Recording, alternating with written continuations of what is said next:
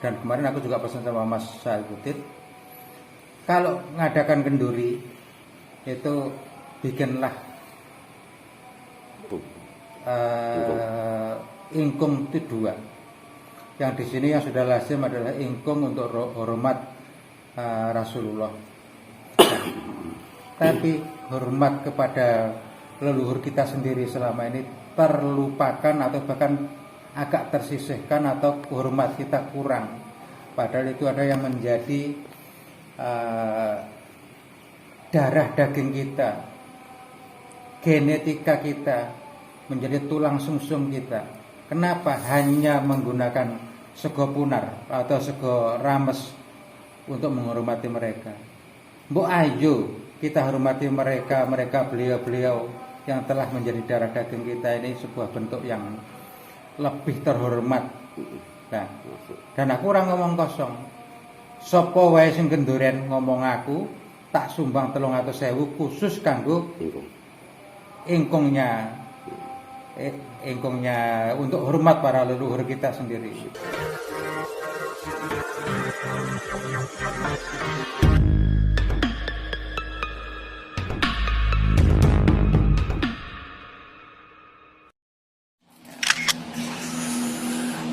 Swager enak ya nggak usaha minuman.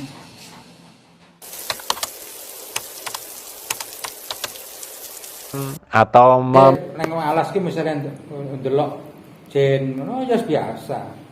Ndelok ana wong mlaku nang dhuwur ngene wis biasa lho apa to aku yo ngono. Jadi orang dia rasa takut karena memang sudah genetikanya seperti itu. Bahkan sekitar tahun 90 itu aktif gak sengaja bengi-bengi jam 2-an itu mlebu jero danyangan. Gak sengaja aku gak ngerti lek danyangan wong teratas kono. Nah, aku mlebu ae ketok ngerentek aku mlebu. Terus aku semedi ning kono sekitar 1 jam. Aku wong telu, kancaku cah loro ngenteni ning jaba. Mungkin 1 jam lebih ya. Nah, ketika aku di dalam itu suara itu banyak, suara kemletek suara ngono. Dan kancaku sing ero, ku ono medi. Ono sing wong awake tugelan ngono kuwi mlaku nglayang. Ono kain sarung ngono kuwi mlaku nglayang. Dan terus ketika aku sudah terbangun, aku seleren. Lek biar ngene, kok kiwa tengenku kok kayak godhong bekas sego yo apa sih aku. Ternyata awan nggih nyadran. Ya terus mari aku ngadat ngono. Kuburan aku ngono. Wis jabang bae. Lah mari tak delok ngono, wong ki yo mlaku ning awang-awang ngene. Walah apa to kowe kuwi aku yo ngono. Dari situ itu tahun 90-an. Jadi dari kecil memang sudah terprogram seperti itu. Nah, ketika saya kelas 5 atau kelas 6 SD itu aku tahun 72 atau 71 ya, umur 11 atau 12 kayak kan angan yang alas. Nah biasa aku angane ndleyo tak jarne wedhus tak dolen ning alas, padahal alas sing ngrentek. Lah pomohan golek wedhus udah kangelan. Ya terus misalnya jam 5 aku mau giring wedhus mulih. Wedhus ku eneng. Terus nang ndi ngene seraruh aku. Meneng ae. Duh Gusti, mendho kula enten pundi. Ngerti dhuwur ngono. Ana manuk iki tiba-tiba jatuh, Mas. Manuk ini tiba-tiba jatuh, ya mungkin itu perlambang atau firasat atau tanda bahwa wedhus kurang kono. Tak parane kan nyebloke manuk mah ya wedhus ning kono mlumpuk ning kono. Nah, suatu ketika di lain laki-laki, biasanya tak dolan ning kono mbokku. Dolanan ning kono mbok. Wedhus tak dolan ning alas. Wayang giring gedandapan. Iki piye nek golek wedhus ora alas ngerteke kono ora ketok wedhuse. Duh Gusti, mendho kula enten pundi. Lah jarak kira-kira 500 meter. Iki ana kupu.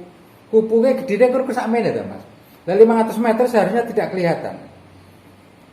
jarak 500 meter misalnya kene sawah kidul kono lek kupu sitakne ora mungkin kowe ora mungkin ketok.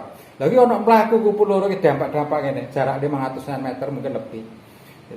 Oh, kae. Tak parani ngono kupu le mlaku mah ya begesen ngono. Nah, sampai yang ya itu umur 11 12 dong.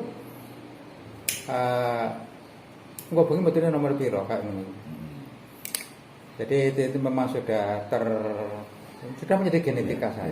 Aku juga kan sak dermo lakoni aku yo ora. Cuma ketika wis rada gede iki terane terbangkitkan aku punya kesadaran sendiri, aku tak poso. Lah posoku ya ekstrem ngono kuwi. Nah, posisi mendino dan saya kerja itu kan minimal 12 jam sampai 14 jam. Dan kerja ngeraji nukang mengeliling Surabaya. Dan tanpa makan, tanpa minum selama 3 hari kayak gitu. Akhirnya tersadarkan seperti itu, terus akhirnya terbawa-bawa juga seperti itu. Itu yang menjadi energi Sabdo Dadi. Nah, Sabdo Dadi ku ora sak belakane Mas. Ya, aku ki wong ora sekolah ya, terutama SMP gitu kan kepeksa itu ana ning sekolah sampai Katolik kita kono. Karena ya tidak orang tua aku ya umumnya gubuk ya mungkin. Terus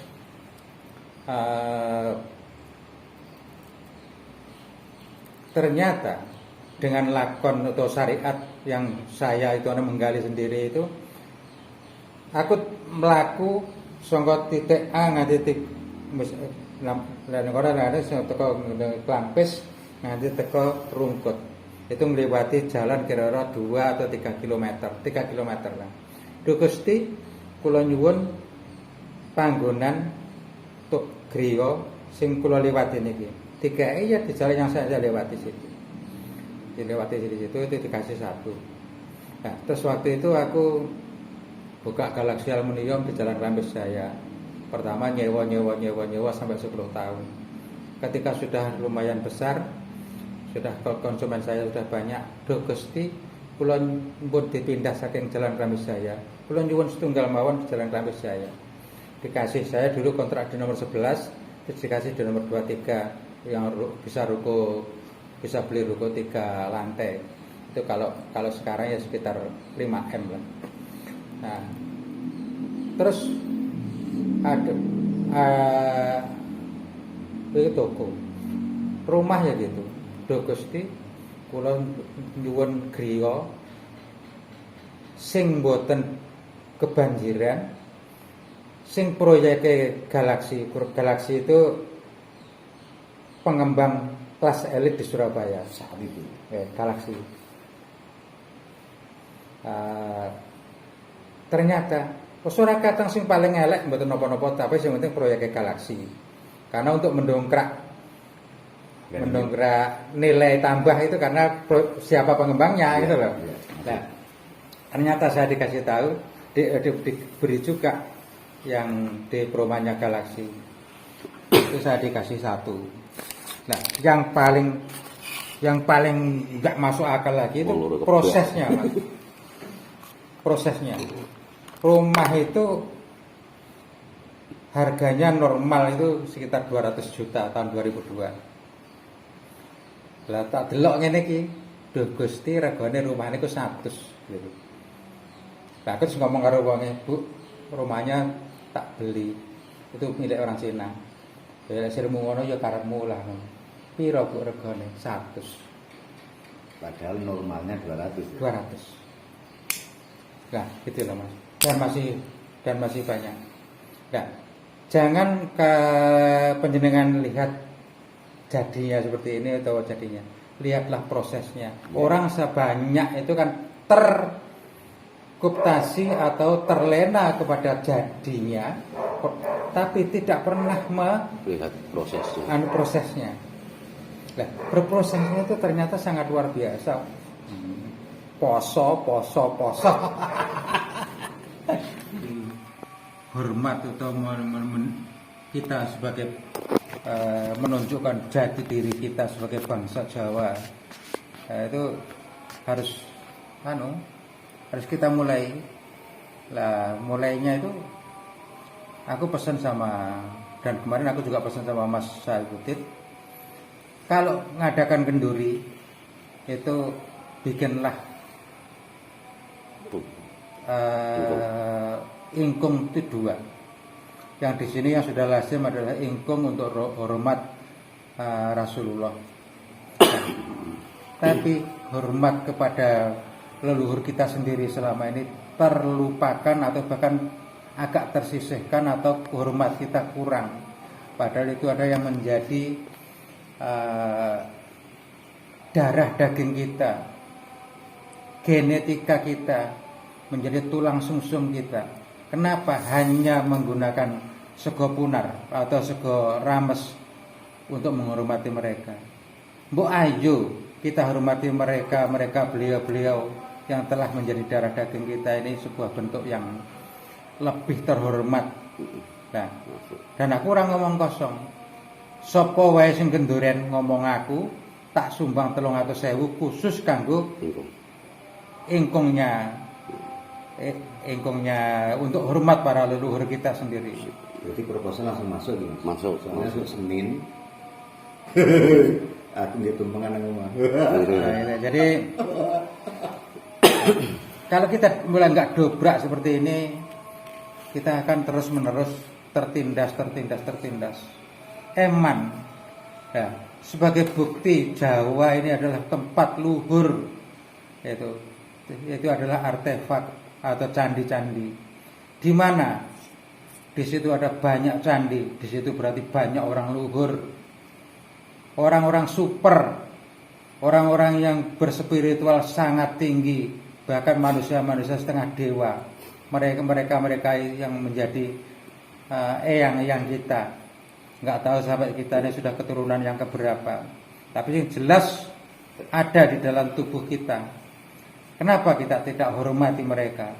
Nah, kalau kita hormati seperti gini, nanti akan suatu kebudayaan baru, menunjukkan jati diri bangsa, jati diri sebagai suku, jati diri sebagai tubuh.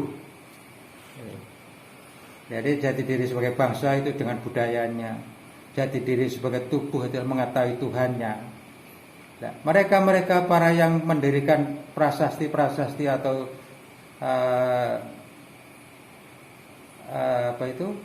candi-candi itu bukan orang sembarangan. Kita aja yang ngaku-ngaku pinter, ngaku-ngaku teknologi canggih, belum ada yang mampu membuat Borobudur. Nah, berarti mereka adalah orang-orang super. Nah, kenapa kita tidak menghormati mereka?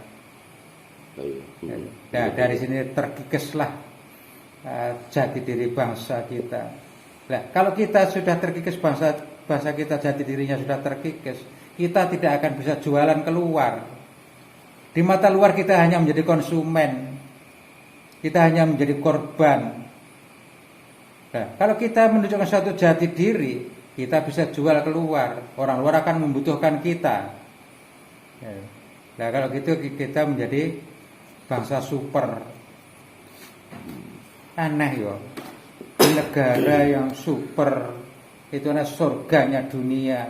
Semua lengkap, tanaman yang dari tropis, dari subtropis, dari yang beriklim dingin bisa hidup di sini. Itu adalah negara super Indonesia atau Nusantara ini. Tapi di anak cucunya yang hilang kesadaran, telah mengalami distorsi, itu terlena, eman. Yuk kita bangkitkan kembali. Seperti yang dibahas tadi di mobil juga Gajah Mada. Lek merawu layar ya, nah dipikir secara akal ki gak nalar. Gitu. Dari perahu gede ini berapa? 500 meter. Disebut jol. Lah, kuwi aku mikir ngene, jaman semono ki ana paku apa ora? Ana blindrat apa ora? Terus kayune lek natah. Nak ngetokno mungkin akeh iso gitu. Terus lek nggowo piro gedene apa lek nyambung ki piye? Keadaan gunung apa ki gelombang laut ki sakmono gedene. Iku ki ambiar ora tidak masuk akal. Tapi ternyata ya slamet rono rene. Nah iya. Iku lho, saktine wong Indonesia. Berarti orang dulu, orang-orang yang super, orang-orang yang berspiritual sangat tinggi. Dan itu juga kita harus akui bahwa sekarang spiritual benar-benar mengalami suatu degradasi atau kemerosotan yang sangat luar biasa. Nah kalau kita tidak mengakui, masih merasa super aja, ya nggak bangkit-bangkit. Nah kalau dengan kesadaran kita telah mengakui, berarti kita harus membangun kembali. Kalau nggak ada pengakuan, orang ngerti bener itu nek wis ngrasani salah dhisik. Nah, akuilah kesalahannya. Baru kita bangun lagi untuk menjadi benar. Lalu kita terus merasa benar terus. Merasa super, merasa hebat. Yuk. Sementara di sana di luar sana banyak orang yang mengancam kita tergiur dengan kemolekan Indonesia, kesuburan tanah di Nusantara ini. Akhirnya ada wacana yang Indonesia mau dibelah menjadi beberapa bagian. Kayak gitu. Kalau memang mereka ingin membuktikan itu bisa dengan dana yang sangat besar. Ya, suatu contoh saja sekarang ada mulai wacana-wacana Jawa menjadi 9 provinsi. Ini adalah sebenarnya proyek mereka untuk memecah belah supaya gini. Caranya apa? Menjadi ada gubernur baru, ada orang yang pengen kekuasaan. Angkan-angkan gubernur Jawa Timur cuma ada 1, ternyata harus ada 2. Nah ini adalah pemecah belahan sebenarnya. Di satu sisi mereka ada ambisi pengen jadi gubernur, tapi di jangka panjang siapa tahu ini adalah proyek mereka untuk memecah belah Indonesia. Dan sudah banyak ini banyak daerah-daerah yang ingin mengajukan pemekaran. Itu hanya apa ya? Seperti kedok. Nah ternyata itu adalah proyeknya para elit global untuk memecah belah Indonesia. Hancur deh kita. Tunggu aja.